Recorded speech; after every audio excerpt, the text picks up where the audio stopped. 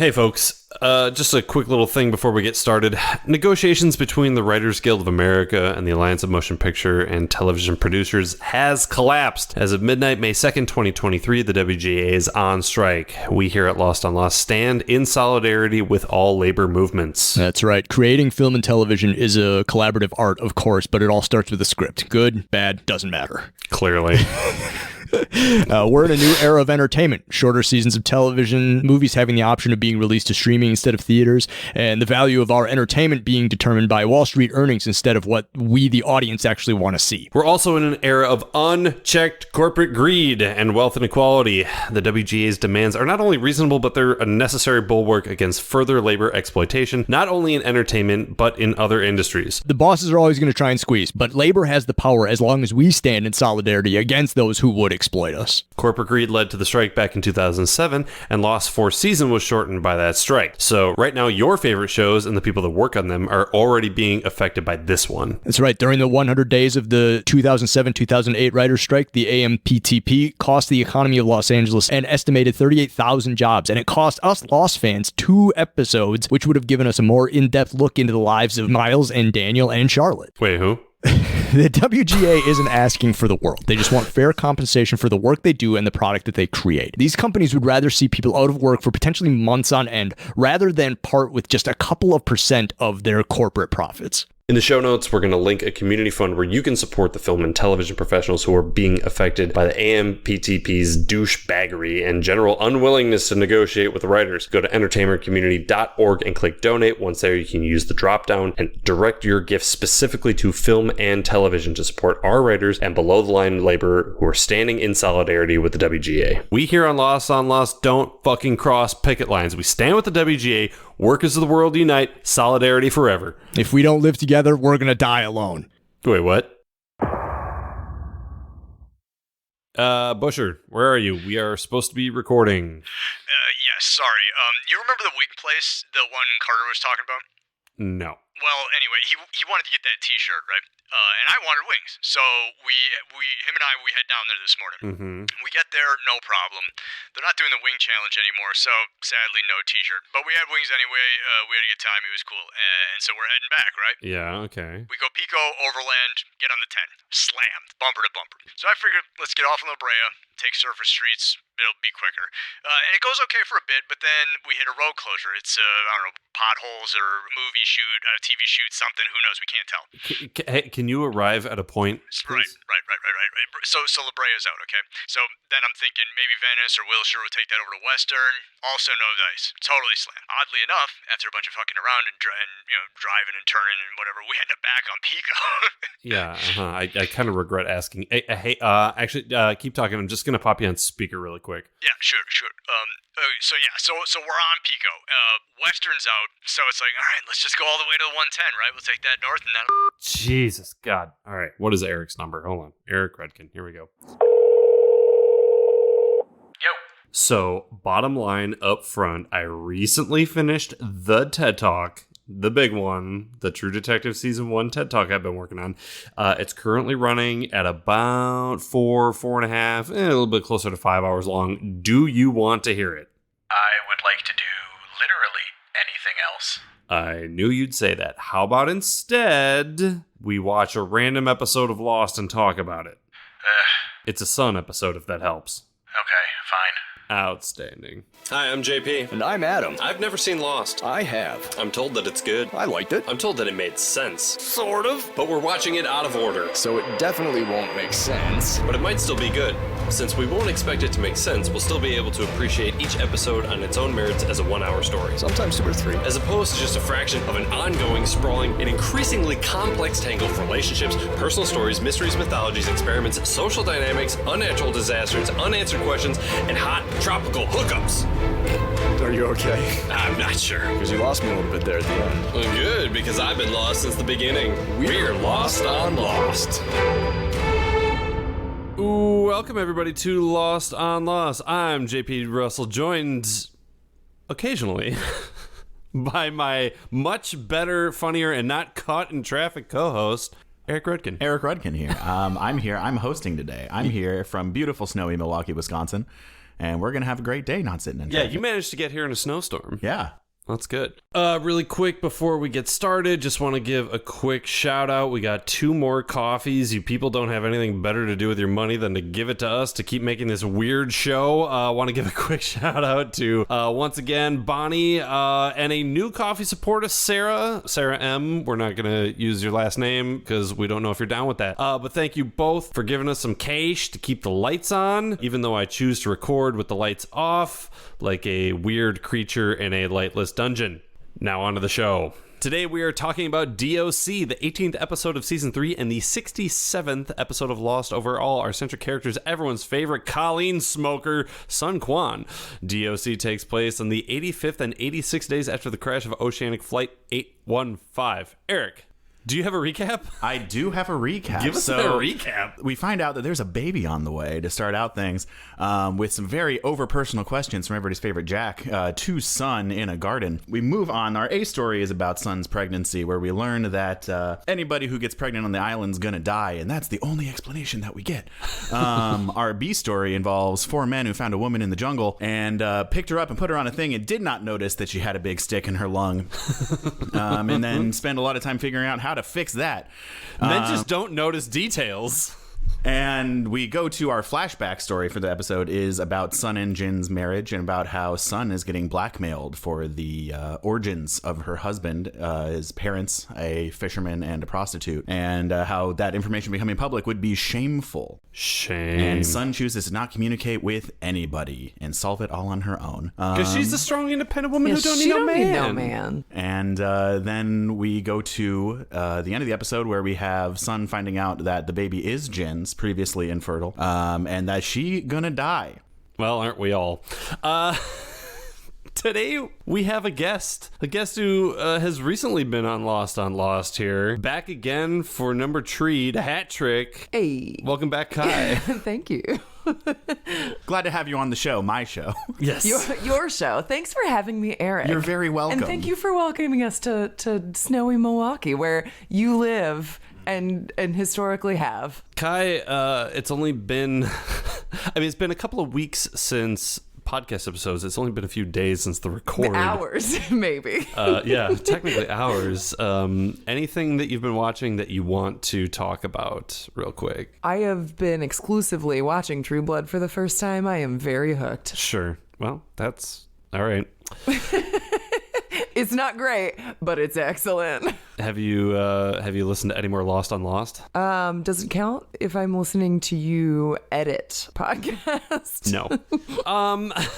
Today we're talking about D.O.C. It originally aired on April 25th, 2007. It was written by Edward Kitsis and Adam Horowitz and was directed by Frederick E.O. Toy, which I believe this is the first episode of theirs that we've seen. Kitsis was born on February 4th, making him an Aquarius. Horowitz's birthday is December 4th, making him a Sagittarius. Ew. And Frederick E.O. Toy directed 2 episodes of every fucking television show you can name. But he also directed a short film called Lost from 2002. There's a joke somewhere about that, but I just don't give a fuck. Eric, actually, we saw on IMDb somebody started a thread called Lost equals Lost. It was very fun to look at that. Trying to see if this short film related to the television show. Okay, so I had actually missed that part when you pulled that up. Oh. I thought it was just a comment that said Lost. Like, I thought it was somebody being like, I'm lost. But like, it was really fun in my head. Like the premise of this show, Yeah. perhaps? We need to get a hold of this guy. What if you follow the link down the rabbit hole and it's actually you posting?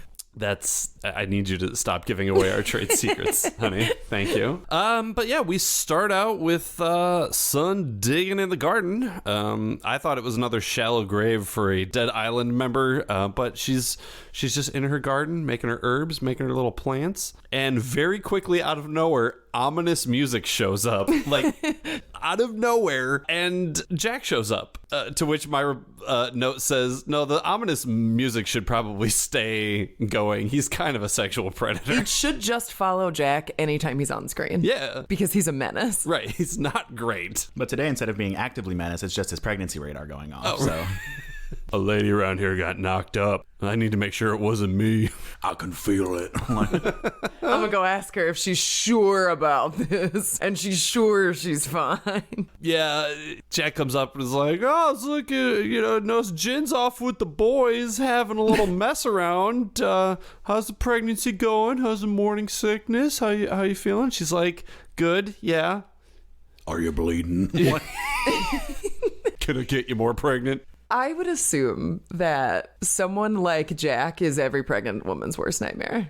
Yeah. Because of the way that those questions are asked, it's like, yeah, some of them are fine to ask, but not the way he asks them. Very accusatory. Yeah, they're like very, Yeah, so, we've seen before, Sun's bullshit meter is fucking accurate all the time. And she's like, yeah, I'm fine. What's with all the fucking questions?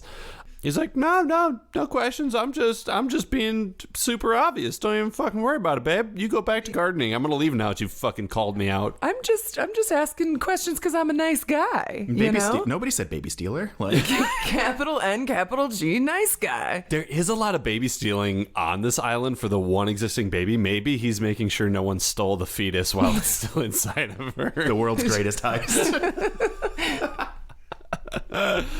We cut to a flashback. Sun is in what looks like her and Jin's new digs, new apartment, new condo, something like that. And Jin calls up on a break from work, just kind of doing the whole cute newlywed thing. Hey, Mrs. Kwan. About hey, 45 Mr. Kwan. seconds of marital bliss going on. Like, Yeah, exactly. Precisely. Listen, I will say from the moment that phone call starts, it is genuinely adorable. So if you get 45 seconds of it, you get 45 genuinely good seconds of like, this is cute. The arc of Sun and Jin, they go through a very dark patch, but on either end of that dark patch is just like heartwarming cuteness, and it's disgusting.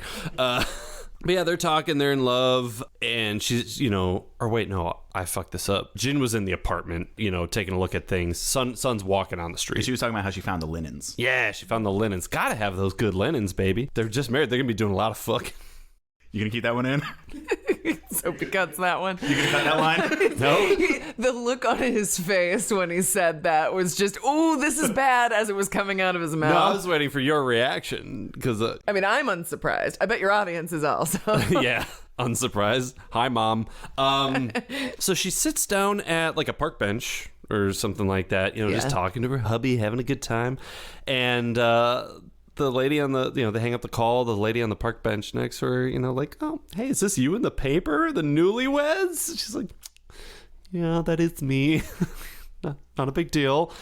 And she's talking about, oh man, so you're Mr. Pake's daughter, like the Mr. Pake. What a powerful family. That's cool. What about your husband's family?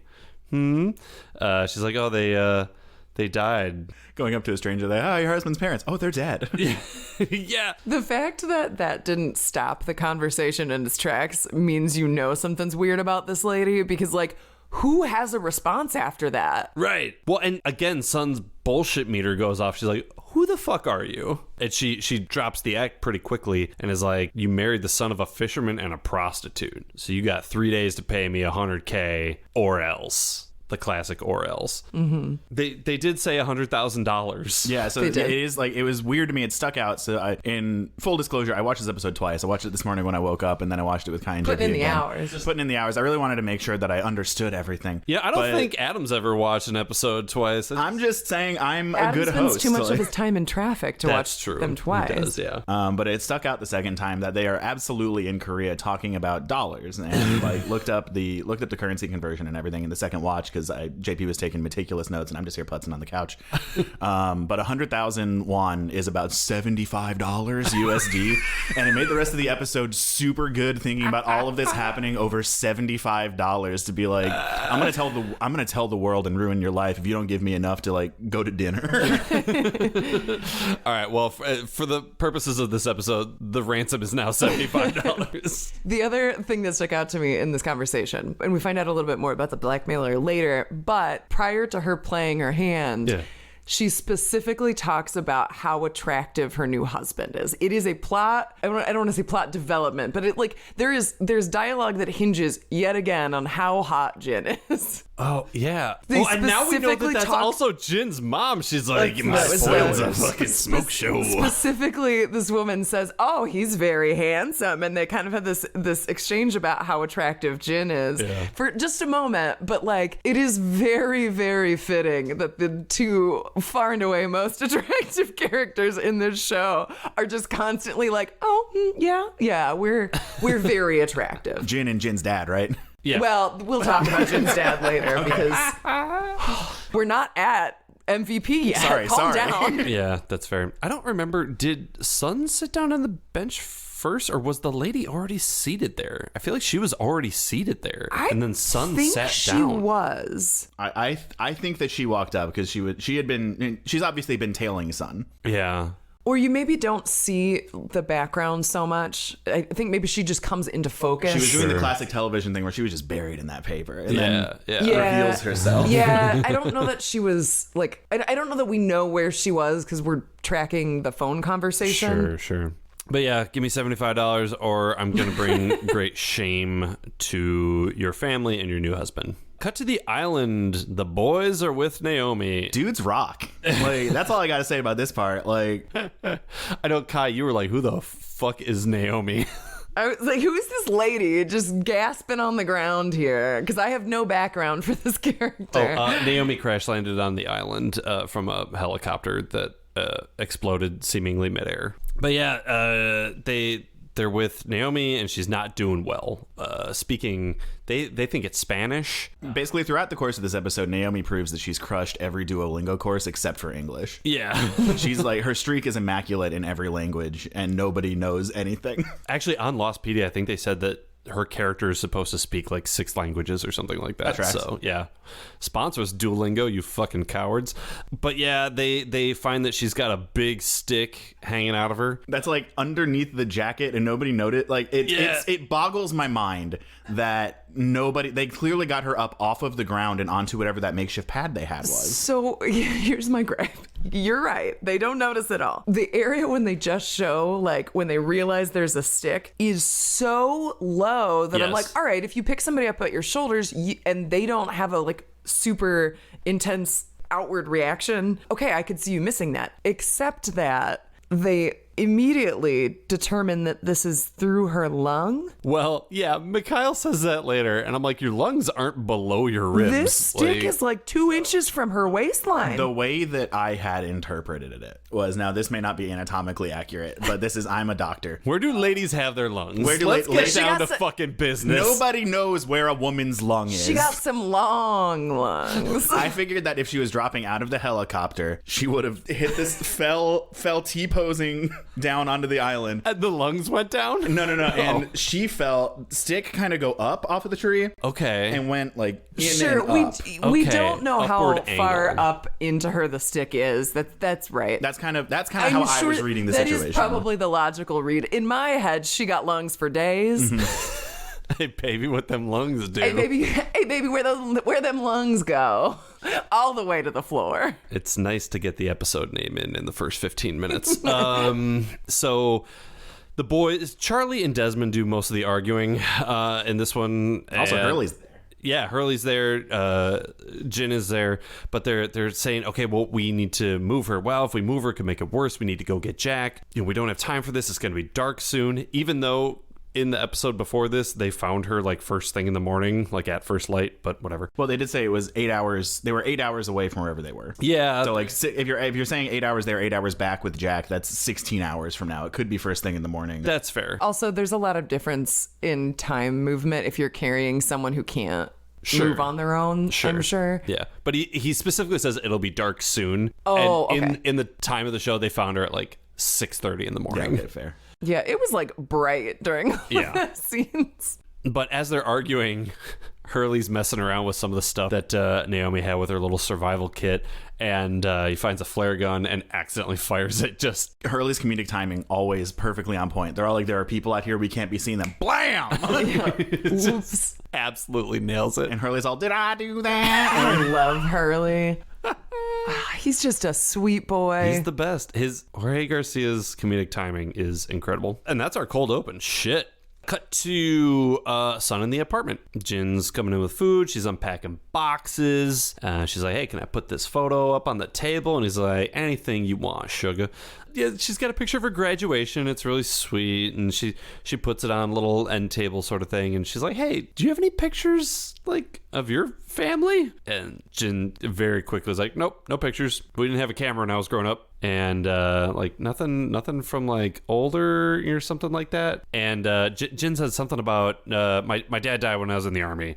She's like, you said your dad died when you were 6. He said, no, it was when I was in the army. You misunderstood.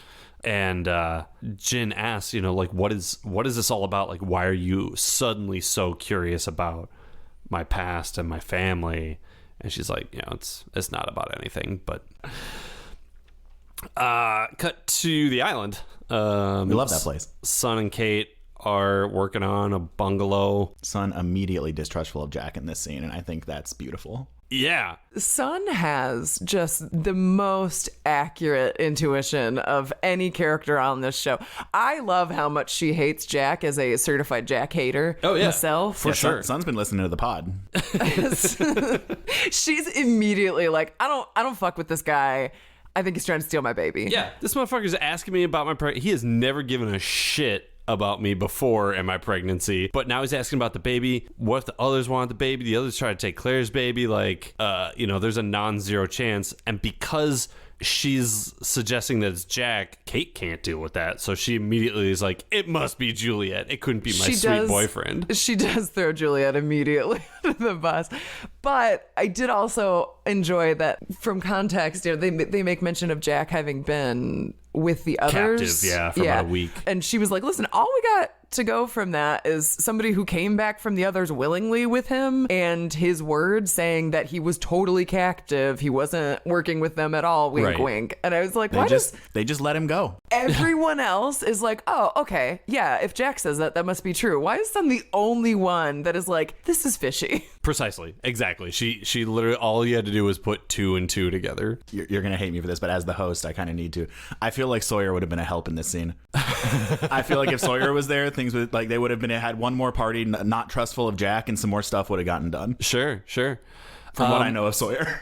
So yeah, they're like, hey, Juliet's their fertility doctor. So Sun just storms over. There's no like, oh, we gotta talk to Jack about this, or we're gonna have a conversation. Sun's like, fucking nut up or shut up. Let's go. Sun saying, I am advancing the plot. Thank Let's you. do it. Because every episode of Lost I've ever seen, everyone's been like, well, we could do this, but I don't know if Jack would like it. Yeah. So she storms up and is like, I want to know about your research. And Juliet, just this whole line of questioning is just stone-faced, not saying anything in only the way Elizabeth Mitchell can. She does yell, what happens to pregnant women? And I said, yeah, I want to know too. That's what I said in 8th grade health class, and then I became afraid of pregnancy. What is it to be pregante? Am I pregnant? So yeah, she's grilling her with this line of questions. Tell me what happens. What are you doing? What's your research? I want answers. And Juliet says they die. All the pregnant women die on this island. Which is a fucking bananas thing to say. With no additional information and no follow-up question, really. She just like says it, they take a moment, and then we're done. Yeah. No other further explanation. No, like, there is a weird aura on the island that makes the babies bad. Right, not even, hey, like, we've lost all of the women who were pregnant. Just, they die. It's so bonkers to me that as a fertility doctor, she doesn't have a little bit more like, what? Why? Well, and you have a worker, and not necessarily for people that crash on the island, but they're like, man, women can't have babies on this island. That's fucked up. Can they get pregnant off the island and then just give birth on the island? Yeah. There's your solution. You have the answer. Anyways, cut to the jungle. Our mess around boys are still trying to figure out what to do with Naomi. They're like, do we pull it out? Do we leave it in? Do we pull it out? Do we leave it in? Desmond's like, hey, we need to make sure like she's okay. I need answers. She had a picture of me. She said my fucking name. He's like, I'm gonna go get help. And before anyone can leave, there's just a rustling in the jungle. And James Vanderbeek is standing right there. James Vanderbeek, who looked into the Ark of the Covenant. I had to stop the episode because I had not seen Mikhail before. I did a double take and I was like, is that fucking James Van Der Beek? And then I looked up and it wasn't. I was really disappointed. But then James Van Der Beek is very busy with Don't Trust the Bee in Apartment 23 at this time. I actually don't think the timing works out. No, that was like 2011 or so. He had to prepare for the role. Okay, yeah.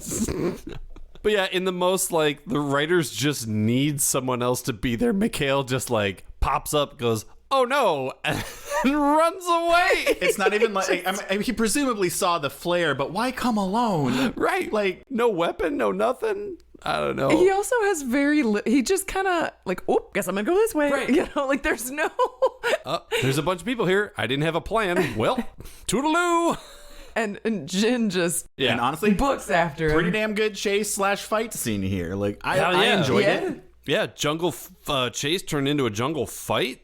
We know that Mikhail is a very dangerous former Soviet spy who's not to be trifled with, but Jin is also a fucking badass mafia enforcer, and they have a good toe-to-toe scuffle. And Jin is much hotter, so we know that the island is going to favor him. Mikhail almost makes a second stick puncture situation. A little bit of gas going on. Yeah, but yeah, Jin's got him in a pretty good headlock where it could have been game over, but then the rest of the Jungle Boys show up and they start grilling him. They presumably drag him back to where Naomi is so they can keep an eye on her too, and Desmond starts grilling him. Who are you? And Charlie, I believe, is the one who says that he confirms that the character's name's Mikhail. Yeah, he confirms this is that the guy Mikhail that shot Saeed. Yeah. He's another. I thought Locke killed him with the electric fence, which is we don't exactly know how Mikhail survived that. He straight up got like electrocuted. Feel different. That's all I need. Actually, he has this really good line because Desmond's threatening him with the flare gun. He's like, "I already died once this week." Yeah, that was a really sick moment. Yeah, like it's a 1v5 and he's just completely cool. I guess 1v4 because Naomi's just on the ground, but she's still in the fight. Don't count her out. Yeah, she's handling it anything better than the other four are. It's true. She's completely skewered and still more calm than the rest of them. Yeah. Going through her Rolodex of various languages to say, I am dying. Right. but not English, the language everyone's speaking. Everybody's speaking. You can hear them being like, who are you? Are you okay? And she's... But yeah, Mikhail's like, yeah, she's speaking Italian and she's dying. I can help. Her lung is punctured. Order of priority. Right. She's speaking Italian. Also, she's saying I'm dying. Yeah, I think we get Spanish, Italian, Portuguese, and one other over the course of the episode. Yeah. He's like, I'll save her, but you need to let me go. That's that sort of thing. I will do triage here or whatever, but you need to let me go and once I stabilize her. Cut to Sun sitting sad on the beach. Sun sad by the sunset, looking at Claire and her ugly baby. I didn't think that baby was that ugly. It's not. It's just that it's Claire's baby, so I just give it a lot of shade.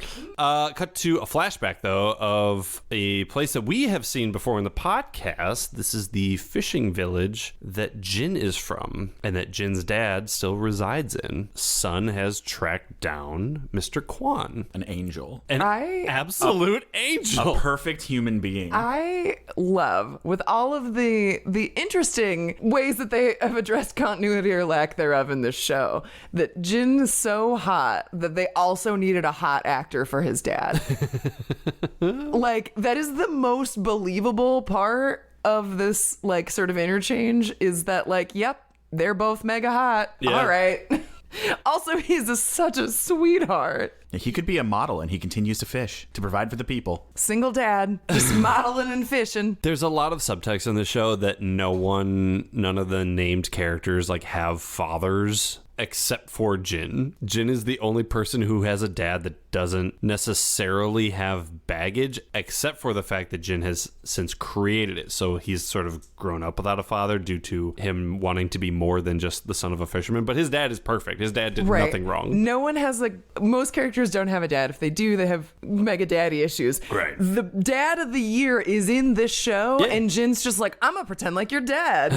Like, what? Yeah, it's fucked up. So they go to have some tea in the house. He's like, please just tell me about the wedding. She's like, it was beautiful. And he's like, oh, I'm so happy for you. He, like, reaches out to, like, touch her chin just as like a small like intimate gesture of like showing that he cared, and it was just like I kind of got teary for a second. He wipes his hands off beforehand because he knows I'm a dirty man. More than the actual gesture, the thought of like, hey, I'm gonna make sure my hand is clean before I do this for the first time because this is my daughter-in-law and I'm I don't want to make her uncomfortable, is like, yeah, we love considerate dad.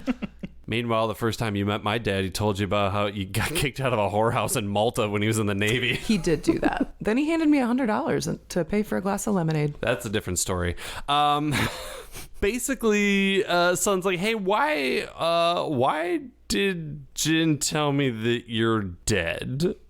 He's like, to avoid the shame of where he came from. But then Son hits him with the Uno reverse. And is like, is that why you told him that his mom is dead? Because she has put together now that the woman that is extorting her for $75 is his mother. And Daddy Kwan is like, yeah, listen, she was with a lot of guys.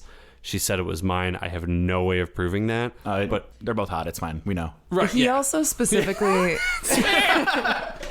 Yeah, there's no way with how hot Jin's dad is that Jin is not his dad. No, I'm kidding. Absolutely his father. But he does specifically say that she was with a lot of men and then she left the baby with him. So not only does he not know if Jin is actually his, but she fully just abandons Jin. Right. So like functionally, like it is a lot easier to explain to a child she's dead. Right. Yeah. That absolutely feels like something that should have come up at some point, but maybe at that point Jin had already disowned him. Who knows? Yeah, well, maybe. And that's the, like at a certain, like if you're willing to there's take a Father of the timeline Year there, and say that he's dead because you are embarrassed of what he did to provide for you, then like it probably didn't come up. Right. Well, and he even says, I have no way of knowing if he's mine. He is, because of how hot he is. But the audience knows. Someone had to just take care of this baby, so I just fucking did it. And that's a dad. Doesn't matter. Right. He's the most beautiful. I'm in love with Jin's dad. Yeah, this is officially a Lost MVP is going to be real easy Jin's this episode. dad love.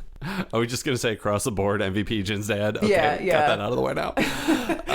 He says, it's so nice to meet you. You can never tell him that his mother's alive, though. Don't make him suffer again, suffer more shame. Jin's dad, after doing everything and providing for him so that he could have the life that he wanted, Jin abandons him. And then in this one moment of connection that he never expects to get, the thing that he is most worried about is Jin's perception changing of his current life. Right. That broke my heart. Like that is like you were saying about like that's a dad. Yeah. Like it did not matter to him that his son has fully abandoned him. All he cared about was you've worked for this life. It is what you wanted it to be. I don't want that perception to change. Yeah. 100%. It's, Mr. Kwan, the best. Cut to the beach. Later that night, Sun is just sleeping, minding her own goddamn business, and a hand is thrown over her mouth. It's Juliet. Who just puts on an absolute clinic of people skills here.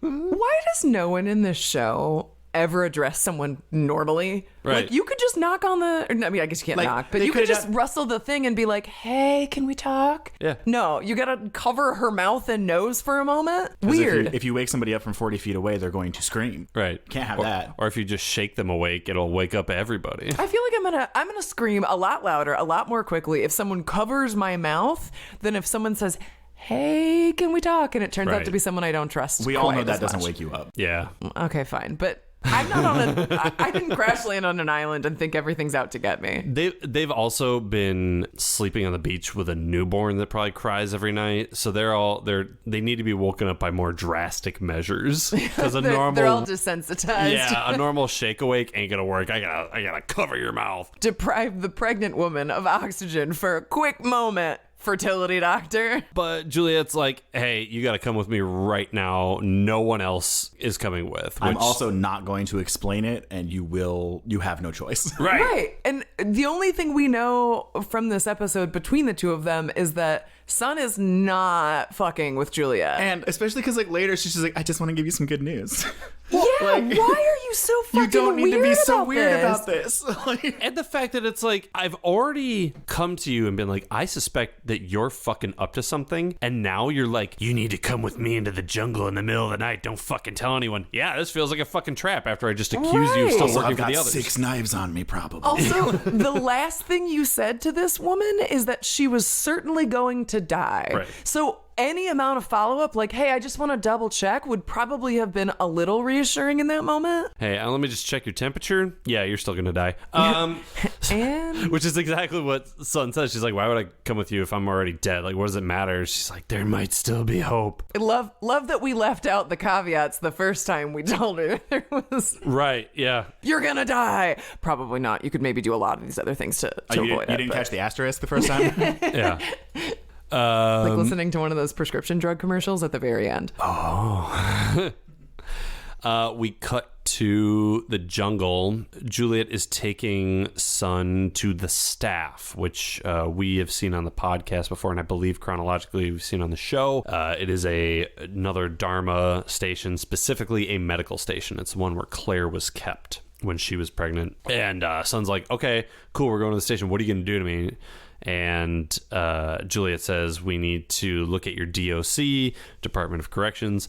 And is that anything? Yeah. Is that anything? That's something. Date of conception is what Doc means. She's basically like, hey, if you got pregnant, I'm going to measure the baby with an ultrasound. And if you got pregnant before you came to the island, you're going to be fine. If you got pregnant after you came to the island, well, we'll cross that bridge. Hey, I don't know enough about babies. Is that how that works? What? Well, Like, Oh, that you think just it's- measure the baby? yeah. it's not super accurate, but yeah, you get an estimated timeline. It's not as accurate. They do give you like you're this far along in terms of weeks, but that it's not like down to the week. There's some wiggle room. So what you're saying is that's the reason they made the difference between the two possible dates 40 days to be able to cut off any kind of Oh, sure. Oh, right. So it's a Yes, big okay. that gap of is time. that is Okay. the reason why they probably selected the other part being that the next bit that Juliet says about how far pregnant women make it on the island. Yeah. All right. So Juliet's like, hey, we're just going to go do this ultrasound and we're going to figure out a rough date and hopefully it will tell us, what we need to know. Cut to a flashback. Mr. Pake's big ass office building. Sun sort of interrupts a business meeting that he's having. The other gentlemen are just like, hey, I heard you got married. Congratulations. And they all fuck off. just 3 dudes standing at a desk. Yeah. In a very open room. And Mr. Pake We is can fit always... some other chairs here. It's a power move. Don't worry about it. It's a power move, yeah. He's actually not even seated. He's in a deep squat. Oh man, I would be so intimidated if somebody did that in a meeting. That's actually how I'm recording the pod right now. That's how we got the host title wrested away from Adam. But Mr. Pake is like, hey, what are you doing here? What do I owe the pleasure for? And she's like, I need $74. Don't forget the 72 cents. And he's like, okay, what do you need the money for? She's like, because I pretend to not know what you do. I just kind of play along. I don't ask questions. Her second Uno reverse card Right, of yeah, the she's- episode where she says, I'm getting blackmailed, you're getting blackmailed. We're all getting blackmailed. It's blackmail all the way down. So she's like, listen, I need this one-time favor. I need $100,000, and I will continue to pretend like I don't know anything. We'll go back to status quo. I just need you to never ask about this. Hey, Eric, I just really quickly, I need this one-time favor. Could I just have $100,000 from you really quickly? I can do 75. It's a deal. And you promise never to talk about stories from college. I did not say that. We already made the deal. No deal. I do love Sun for trying to navigate this world that she's in, that she's not chosen to be in, right? Like, she's benefited from being adjacent to this space, but she has tried to kind of, Distance. it seems like, she's tried to create some distance. She's tried to mitigate some damage until we get here. She's being blackmailed. She wants to protect Jin so badly that she would rather torch the relationship with her father potentially than to bring shame on Jin. There was like a good 10 seconds where I thought we were going to get a second cool dad. And I Oh. know where because you don't have the background when he was for- opening the vault, I was like, he's like, it's for your husband. And then he was opening the vault. I'm like, hell yeah. And then he was like, his ass is mine. And I'm like, No, Yeah. there's only one cool dad in the show, and we already met him in this episode. I was like, man, every dad could be cool. I've only seen 2 episodes of Lost, and one of them had a bad dad. It would have been a 66% ratio. It would have been fine. There's not a single story that's ever been written that has a 66% good dad ratio. Mr. Pake's like, listen, I get to ask some fucking questions about this. There's no way we do this deal without questions. He's like, is this about your new husband? And she does, the look on her face. He's like, okay, well, that basically confirms that. I don't need to know the specifics, but if this money's for him, he now owes me the debt. All $75 of it. $75. He's going to have to work 3 shifts at Quick Trip. Again, I was very surprised by, so he's got a lot of power. Like, he's got this big company, but the company is, kind of the front for what else he is doing. With the connections that he has, how does he not know who his daughter is marrying? He's got to know that background, right? It just seems odd from what we know of Mr. Pake. Sure. Not to have known that and not to have used that as a manipulation point prior to this. That's fair. Yeah, that's a good point. Because it seems like he's wanted to own Jin from the beginning. Yeah. Like, that was his goal, was to get Jin sort of under his thumb. This guy's hot as hell. I bet he could beat the hell out of so many I dudes. just want to watch this man sweat when he punches another dude. This guy's so hot, his dad must be hot. Cut to the jungle that night.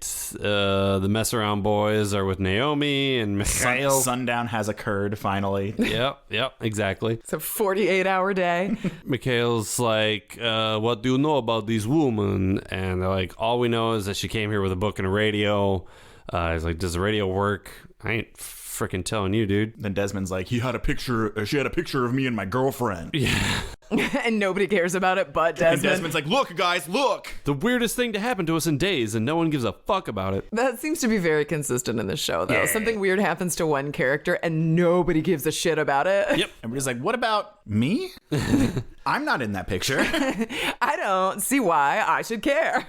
So then Mikhail's like, all right, everybody stand back. I'm going to do some wild shit right now. And he stabs her with a needle and Opens up the whipped cream can of her insides. He does needle decomp to the point where chunks of inside come outside. I really, really feel like they took 2% milk and dropped a couple things of drops of red food dye in it because of how milky that was coming out. Like, It was, you should not have that much stuff coming through a needle. So he does the needle decomp. Good. Okay, great. So she can breathe again. And then he just yanks the fucking stick out. The kid classic, make him think about one thing and then just do it. and Your arm don't hurt so bad now that I punched your leg, huh, kid? we're so worried in other episodes and other scenes about, they even make mention of, you can't remove the stick because then she'll bleed out. Right. And then we just like, nah, it'll be good. It's fine. Right. Yank. Like, The only thing that fixes one hole in the lung is 2 holes in the lung. Everybody knows this. That's fair. oh, and That is fair. especially, like, okay, I don't want to get, I know it's TV first aid and the island, but like, if you have something that's sticking out of you like that and it has pierced your fucking lung,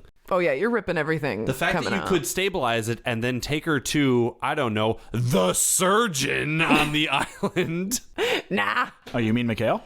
Desmond was almost a doctor once. Come on. Oh yeah, I suppose. And then and then Mikhail was probably some sort of medic, and So he gets that stick out and goes, well, my work's done. time to hit the old dusty Tape her track. up and I'm going to get out of They here. don't even like there's like a 2x2 gauze piece in her first aid kit that he's like, yep, now just put that in the tiny hole where I just ripped the stick out. So it would have been inches long, Yeah. first of all. But yeah, just poke it in there, wrap it up, it'll be fine. The lung came out with the stick. The island will grow her a new one. Yeah, we're gonna fucking get to that. Cut to Son and Juliet in the staff. The lights are still flickering, and Juliet turns on the main lights, which means that Kate turned them off when they left the hatch last time. Very considerate. Or maybe Ben turned them off. The island's electric bill is already crazy. Yeah, that's fair. Friend of the show, Jake Jacobson, has described Lost as a show about resource management issues. So, they're just trying to save on that electric bill. So they go into the staff. Sounds like, why are you helping me? Juliet's like, listen, I told women that they were pregnant and that was the best news they ever had. And then I came here, and since being here, I've lost 9 patients in the last 3 years, which sucks, but I'm also curious how many patients Jack lost in the last 3 years. So I was gonna say, for as much shit as we give Jack for having just absolute like zero, not even zero, like less than zero bedside manner, the way that she delivers that, like she's devoid of any kind of emotion. Yeah. And you can see her like trying for it. Like you're supposed to feel as though this is like sorrowful for her, but the way that it's said is just like, meh, everybody dies. Her and Jack would get along, I guess is what I'm saying. Yeah, they did. do. That's why they were there. They're hanging out on the island together. Oh, yeah. They also fuck for a while. That makes sense. Psychopaths. I think. I don't know. Based on information come to light, how is she not pregnant then? Because she's the only one on the island that's figured out that they should just pull out, I guess. I don't know. Mikhail figured that out. Juliet's like, I'm helping you because I want to give good news again. Neat. You couldn't have said that in the tent, though. No. Also, again, I'm sorry I keep harping on this. She's a doctor, but she doesn't want to help to, like, actually save her or help her. She wants to feel good about giving somebody good news. She's, like, very fair. clear about, like, I don't really care about you. I just want to... I need this for me. I need you to be fine for me. Help me. Son is like, hey, by the way, this has nothing to do with what we're trying to solve right now, but I slept with another man. I mean, it is relevant because what she's trying to say is that... I could be pregnant from before the island. Yeah. Right. So, like, it's supposed to swing you in the direction of she's gonna be fine because it couldn't be Jin's, is what she's trying to... Well, right. And I think that it's a good bit of drama and tension for this. Oh, absolutely. But I don't think we knew before this that Jin was infertile. I would assume that maybe people chronologically did. Maybe. I don't know. We'll find out. Maybe never. It didn't feel like that was the drop. It felt like the drop was that she cheated. Yeah. Son's like, yeah, I was going through some stuff with Jin, and I had a friend, Jay Lee, who is the worst piece of shit on Lost. That's high praise. Yeah, and she's like, I made a mistake. Juliet's like, we all make mistakes. Especially me. I lost 9 patients. Yes. No, I did it on purpose. However, I regret it now that I made myself a little sad. Yeah. So they go into the hatch, and it looks like it did when we last saw it with Claire and Rousseau. There's a secret room. There's a secret baby tomb in there. Secret baby tomb. Again, the way that Juliet says things, she's like, Son's questioning her about, like, why does it look like this? What is this vault door doing here? And she's like, don't worry about it. I don't feel like you're laughing enough from what Eric just said. Did you hear that time he said secret baby tomb? I did hear that. Sorry, continue. But she looks and doesn't blink. Has no facial expression. She's just, it's where we brought the women to die. Still hasn't explained what she's gonna do with Son except bring her there to die, maybe. Right. As though that's where we brought the women to die was going to make her feel comfortable enough to enter the fucking vault room. Just standing there doing finger guns. Yeah. Yeah, like, no, you're fine. It is super ominous because if they get bad news, it's like, well, do I just lock you in here and just kind of let nature run its course? I don't know. It has all the missing baby stuff that we were looking for when Claire came back, yada, yada. I didn't know that was bespoke baby things. Yeah, it doesn't matter. Bespoke baby things. Bespoke. Do they, like, make it on the island? They did. There was a cute crafting scene? Oh, that's a bummer. I wish I had seen that. It was Sawyer. Oh, never mind. Cut to the jungle. Mikhail's like, keep the wound clean. She'll be better in a day. Charlie's like, an impeccable Russian accent you have, by the way. thank you. Charlie's like, she just got stabbed through the lung, my guy. What do you mean she'll be better in a day? And he says, maybe a day and a half.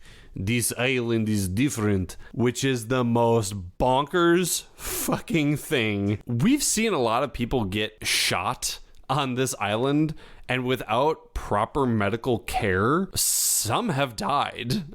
Some have been in real bad shape. Some have almost not made it. And now they're just like... Well, did they provide a second hole in a little bit of gauze? That's the trick. Fuck. You have to have the 2 inches of gauze. That's true. Yeah, it is very odd to me that even if she were to be better in a day to a day and a half, she's bleeding out now. Yeah. If you rip that out, right? Like, yes. that does not... Absolutely. Yeah. U.S. Marshal, is it Frederick Mars? You're alone on this journey. Yeah, he didn't make it. Sawyer almost didn't make it. Saeed got shot and was all messed up for a while. Truly too bad that Sawyer didn't die. Locke got shot. Everybody got shot in this fucking show. Colleen fucking died because Sun shot her. Rip in peace, Colleen. I bet it was the right decision. I'm on Sun's side. Oh, dude, Sun smokes the shit out of her, and it's so good. I have not seen that woman make a bad call yet. Well, because she does the, you won't shoot me, and Sun says, bet. Blam! It's so good. So they let Mikhail go. They realized very quickly after they let him go that the radio that Naomi came with is missing. Jin runs off again. Jin immediately clocking that the guy's got it. Like, Yeah. Jin's been working on Barely a his fucking cardio. second passes before Jin takes off. Yeah, it's real good. Catches up to him, search him. Desmond's all like, guys, you can't be mean to him. He saved her. He saved her, guys. Don't be mean. That is a He did spotless say Scottish impression. that is excellent, truly. He does, like, we gave our word is what he says. Yes. And I do like that moment because, like, They're not going to kill him. Charlie might. But Yeah. Jin wasn't going to. yeah, he's just going to rough him up a little. Which is fine. Right. Cut to the ultrasound. Sun's really worried. She's like, this baby, it's probably not Jin's. It couldn't be because Jin's infertile. Juliet says, the average sperm count is 60 to 80 million. And on the island, it's 5 times that. Which explains everything going on in this show. Everything. Everyone is just too hopped up. Everybody's busting fat nuts. And that just explains why every guy in the island is just head empty, unable to focus on anything. Just up to their eyeballs and cum. Horrible. I love you, honey. I'm here. So yeah, they do the ultrasound and Sun's like, either way I lose, right? Because if I live, the baby isn't Jin's, and if it is, I die. Cut to flashback. Sun's in the apartment. Jin comes home. Sun's waiting, just like stands up, waiting to hear the door open. She can be like, oh, I'm just doing the bed. Right. I wasn't staring into nothing. I wasn't just standing here waiting so it seemed like I was doing work. I pull that move all the time, son. You're not fooling anybody. Wait, for who? Jack, your dog? Not like when I had roommates and stuff. Oh, okay. Me? The roommate that you had? Yeah. Pranked. Do we need to talk about this? No, I was very well aware. I'm not a subtle man.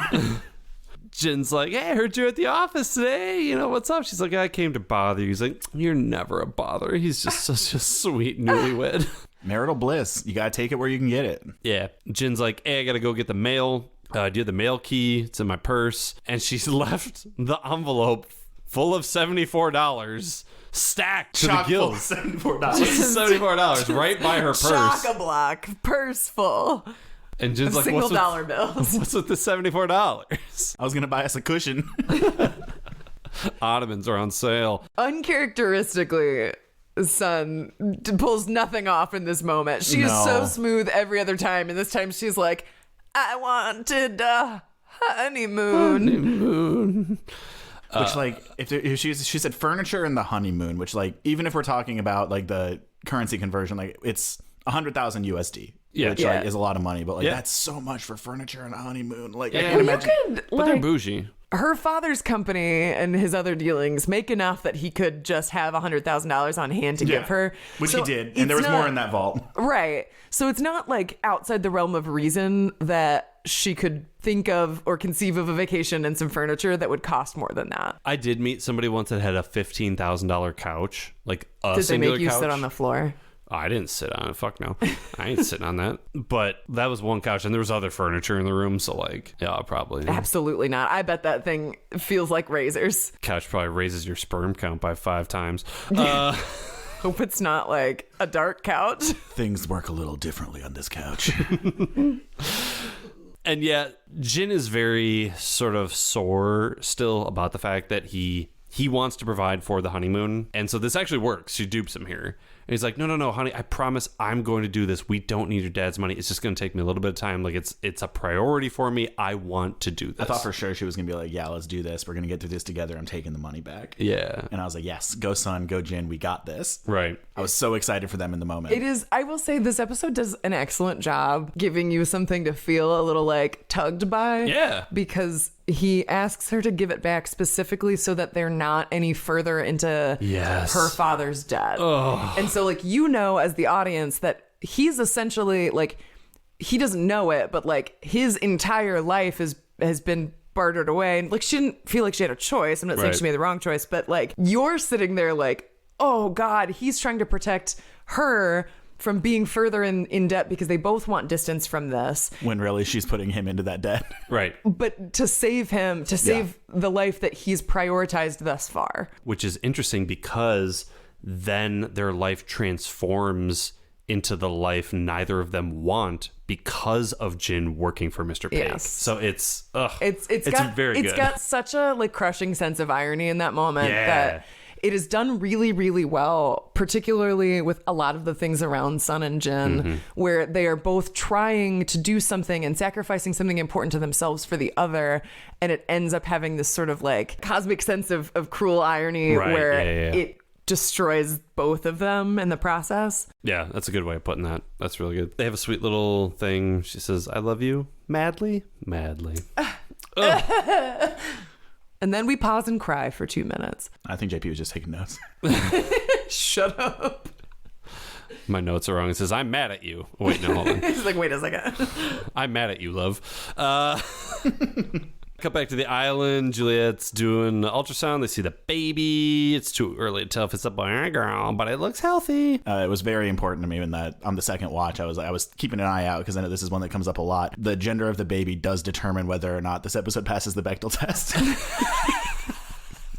And I was really waiting for it, and I was really bummed. But now we have a Schrodinger's Bechdel situation. I am going to give a spoiler here. Their child is their daughter. All right, loss is okay. So then we do some very like good writing where there's a bunch of dates and math involved and they spell it out for the audience, specifically people like me. They're like, okay, so you crashed 90 days ago. And this baby's 53 days long. This baby's 8 weeks, which is 53 days, which means you got pregnant on the island. Yeah, that was helpful. Yeah.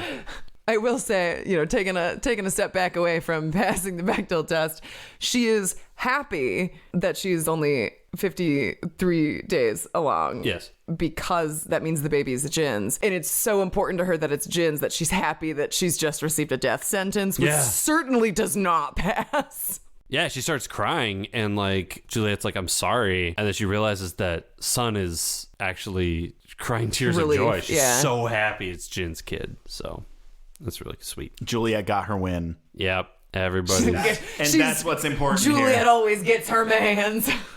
Juliet going around high five in the air like, got another one. Sending you to your maker. Yeah, I gave you good news, even though I just sentenced you to death. That is a win-win for Juliet here. Yeah. She could not have conceived of a better situation for herself. Her doctor boyfriend, Jack's going to be really impressed. Did you make her cry too, though, honey? Jack's just like, but what was the blood situation? Come on. Like, did you tell her not to have any hope at all? I told you to tell her that. Cut to a flashback. Sun is meeting with the money lady, Jin's ma. And she's like, I thought you weren't going to come, but, here you are. Jin says, why didn't you tell me that you were his mother? And just sort of, again, with the Uno reverse card, like, I know fucking everything, lady. Yeah, and I'm still giving you the cash. She is the queen of that move. You cannot keep anything from Sun in this episode. Well, she's more like her father than she's willing to admit. But, and this is what makes it so interesting and like pulls you in, is she can use all of those techniques. She's not using them to get ahead. She's using them to try and preserve the status she still quo, gives the woman the money, right? Yeah. And then threatens her life. Sure. Yeah. If she continues. Yeah. She could have just gone to her father and said, murk this lady. Yeah. And then the problem would have been solved. Yeah. But she is not her father. So she doesn't put out a hit on Jin's mom. Yeah. She gives her the money. That's good. That's really good. He's like, I gave birth to him. That doesn't make me his mother. She's like, listen, my family's really powerful, and Jin already thinks you're dead. So let's keep it that way. The line was, "Don't make me make that a reality." Yeah, there we go. It was so good. She also delivers it so well. Fuck yeah. I don't know which one was better, hers or Mikhail's about having died once that week. Yeah. Just truly banger one-liners. Cut back to the hatch. Son and Juliet are done with their little ultrasound. Son's like, how long do I have? Juliet says most of the women made it to the middle of their second trimester. No one makes it to their third. So Son says, well, that gives me about 2 months. But regardless, thank you for the good news. And Juliet very suspiciously is like, I'm going to go make sure I turn the lights off. Yeah. Gotta look out for that electric bill. Like, we've been over Jack this. will know, and I'm hoping to bone him. Yeah. Again. Again. Oh, they've already boned? That's what JP said. I don't know if they have or haven't. I think they have.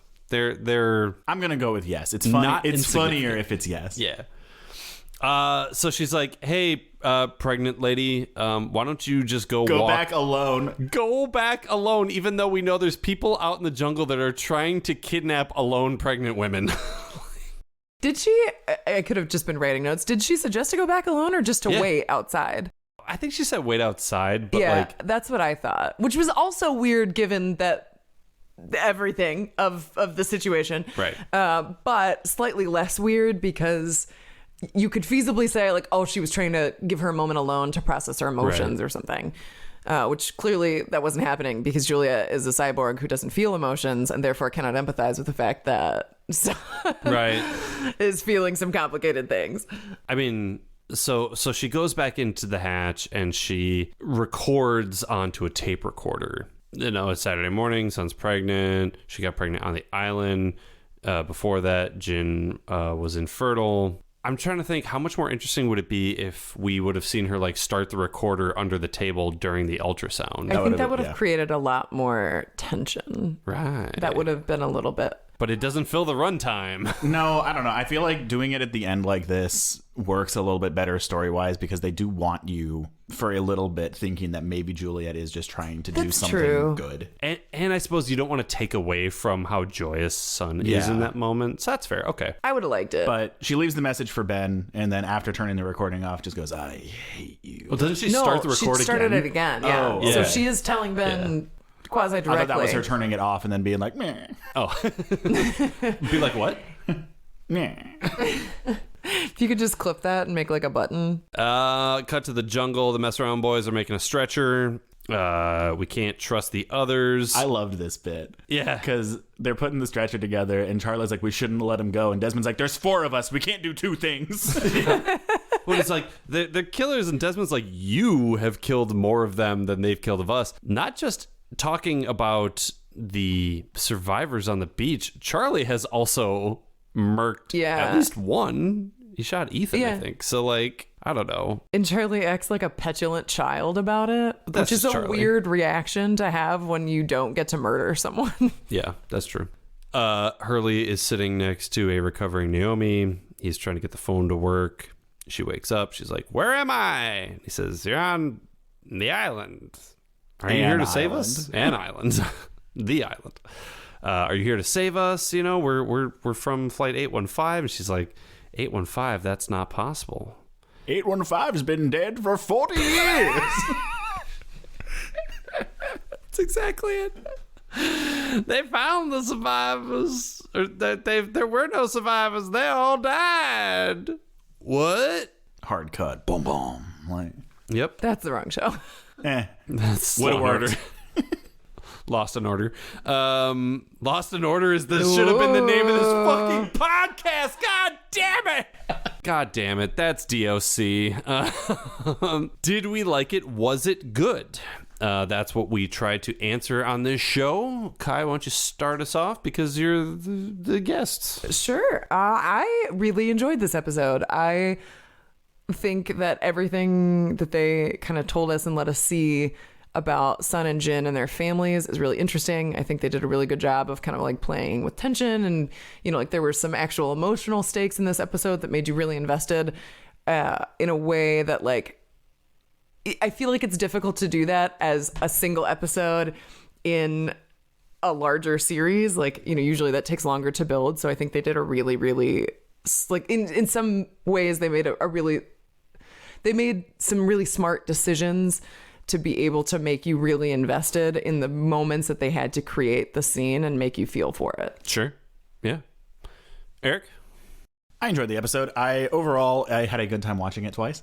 And echoing a lot of what Kai just said, but I do wish that as a like solo one-off story that I'm probably never going to get more details for. I wish they had done a little bit more explaining of what the threat to the pregnant women was, besides it just being a "you're gonna die" boogeyman. Yeah. But overall, like I feel like the A and the B story with Sun kind of all went together. Take or leave all the stuff with Naomi and the boys in the jungle, but the stuff with Sun was very good. Yeah.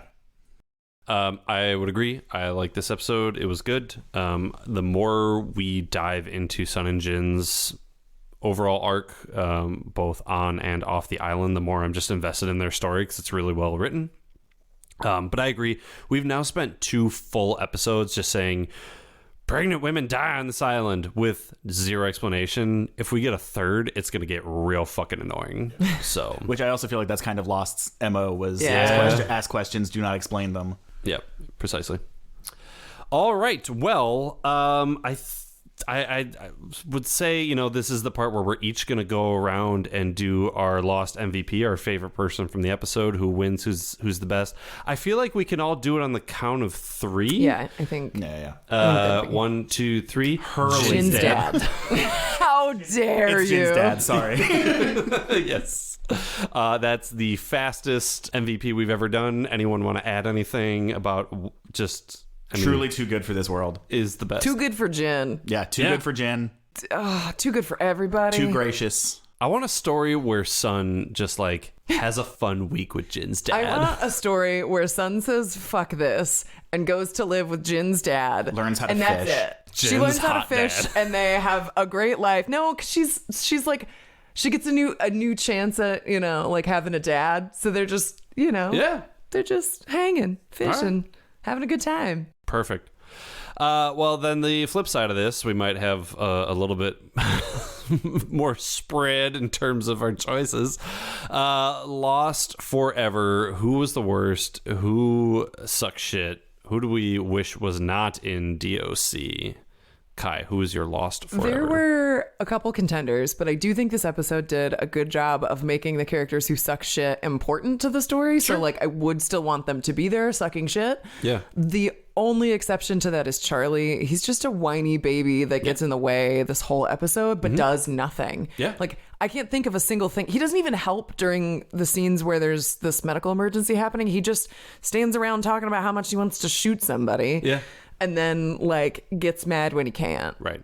Yeah. It doesn't really contribute. Yeah, totally. Which seems par for the course for Charlie. Charlie this is not the first time he has been the Lost Forever, nor will it be the last. Eric, Lost Forever. I think my Lost Forever is going to be that gargling sound that Naomi's lung made. I did not care for it at all. Pneumothorax? And I don't want to think about it, but it's going to be stuck in my head for a little bit because I'm just going to be thinking Every time you slurp a soda, think of that noise. I will. Oh, no. And I think the episode would have been better without it. So get rid of it. All right. I'm going to say coming back for, I think this is his 3rd time as Lost Forever, is Jay Lee, you piece of shit. Jay Lee is the man that Sun had the affair with. She deserves so much better than Jay Lee, considering how good we see that she has it with Jin at one point. Jay Lee is a total piece of shit, and every time that I am reminded of him, he will always be my Lost Forever. So fuck Jay Lee. Jack got away scot-free in this one, even though he's a total creep. He's just a weirdo. He was in the episode for like 2 minutes. Which was enough to put him in contention for Lost Forever. He was on my list. He was on my short list. He's been the Lost Forever in episodes where he hasn't even shown up. So, all right, guys, we did it. D.O.C. Yay. Kai, thank you for coming on the show again. Eric, thank you for filling in. Hey, glad to help out. Yeah, I like the vibe in this room a lot more than when Adam's on the call, so I think this is just the new format. We're just going to make an executive decision and fire Adam right now. He'll never know. He'll be stuck in traffic forever. That's fair. Lost in traffic. Is there anything you want to plug?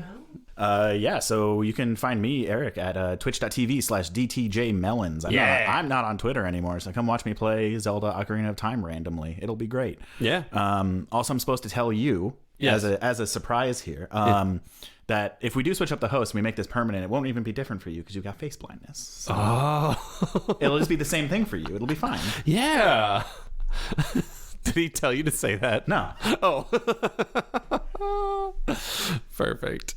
Hey, JP, what episode are all of us watching next time? All of us will be back next time. Let's see here. Yeah, if you out there want to be lost with all of us, exact same 3 people, no deviations. Next time we're watching Season 3, Episode 7, Not in Portland, starring Juliet. Yeah. So... I have a feeling the island isn't in Portland, right? No, because I feel like the entire show isn't in Portland, so that could be about anything. What were we saying earlier? That the show was that there should be a crossover with Twilight, so that Forks, the island Forks, would Washington, be yeah. off of the coast of which, Washington. as we all know, not Portland. All right. Well, thank you for tuning in to another episode of Lost on Lost.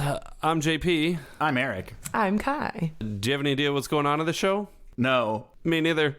I'm lost. Lost on Lost is produced and edited by me and JP. We wish to acknowledge that we live, work, and produce our show on occupied land. Burbank, California is located on the traditional tribal lands of the Tongva, Chumash, Kizh, and Fernandino Tataviam peoples. Milwaukee, Wisconsin is located on the traditional tribal lands of the Peoria, Potawatomi, Miama, and Ho-Chunk peoples. And Lost was produced in Hawaii on the lands of the Kanaka Maoli. Visit native-land.ca to learn more about the land you live and work on. You can engage with us on IG, Facebook, and Twitter at Lost on Lost 1. You can also email us at wearelostonlost@gmail.com or support us with dollar monies at coffee.com/wearelostonlost. Thanks to Lostpedia and its community of contributors, Danny Schmitz, random.org, and as always, you the listeners for tuning in. We're hosted at Podbean. You can hear us there or wherever you get your podcasts, except MySpace. We're not on MySpace. Yet.